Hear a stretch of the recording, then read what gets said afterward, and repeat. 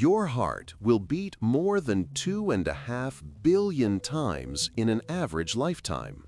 It is a monument to endurance. But what happens when a part of this tireless machine breaks?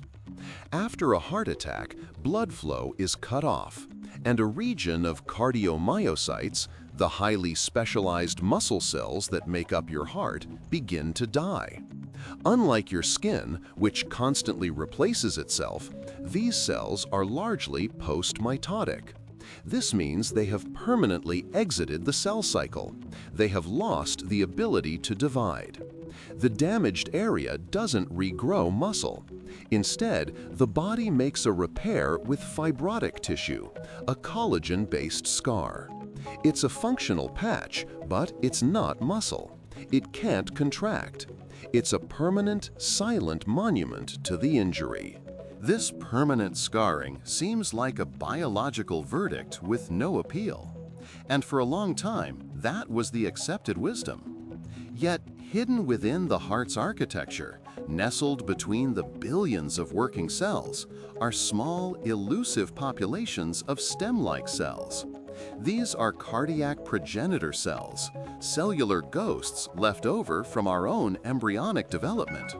For decades, their very existence in adults was a fierce debate. We now know they are there, but they remain almost entirely dormant, like a backup generator that has never been switched on. The truly profound question isn't whether the heart possesses the seeds of its own repair, but rather what molecular system is holding them in this state of suspended animation.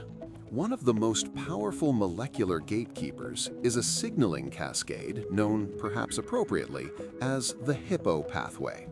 Think of it less as a single molecule and more as a board of directors for cell growth.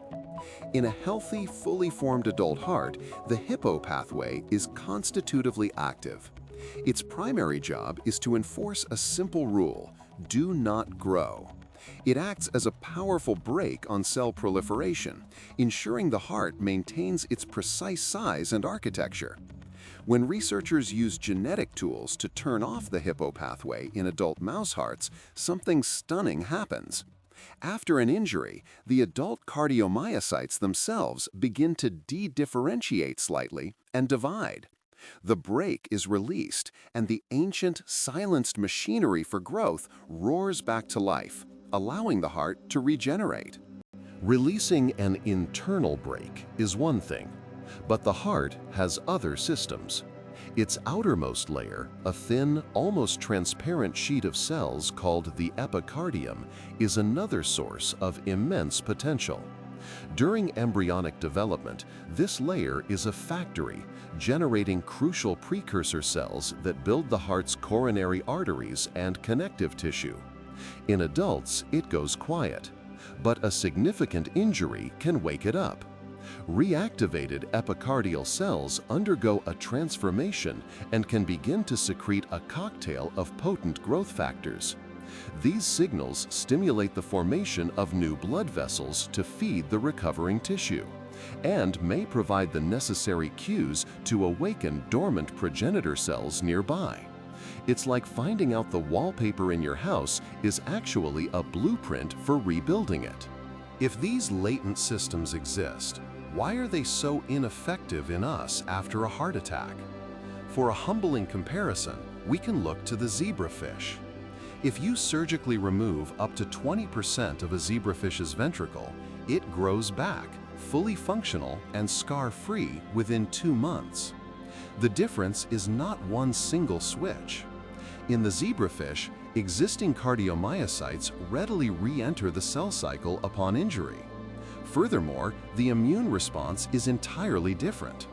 Where a human heart is flooded with inflammatory macrophages that promote scarring, the zebrafish recruits macrophages that are actively pro-regenerative. They help digest debris and secrete signals that encourage rather than inhibit the rebuilding process.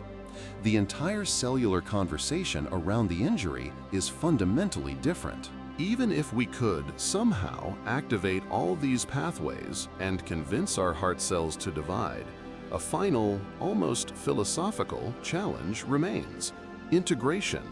A heart is not just a muscle. It is an electromechanical syncytium, a unified network where billions of cells are electrically coupled to contract in near-perfect unison.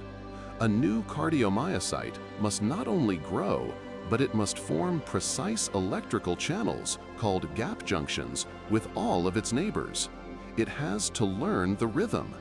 If a new cell contracts even a millisecond out of sync, it doesn't help. It introduces a point of electrical chaos. It becomes the source of a potentially fatal arrhythmia. True cardiac regeneration, then, is not just about making new cells. It's about teaching them how to join the most coordinated, high-stakes dance in the entire biological world. Monotony has grown fast. Nearly 2,700 people have watched in the last few weeks, yet less than 0.03% are subscribed. It would mean a lot if you joined by hitting subscribe. And again, thanks for watching.